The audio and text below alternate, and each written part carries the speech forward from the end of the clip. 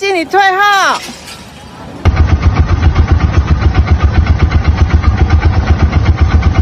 Taiwan's strongest earthquake in 25 years collapsed buildings as rescue workers scrambled to respond.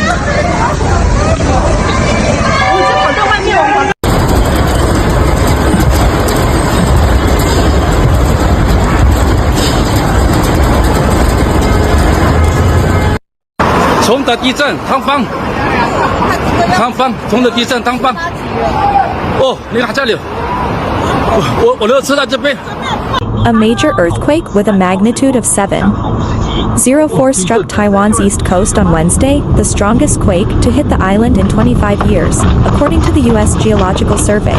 The USGS said the quake occurred at 7:58 a.m.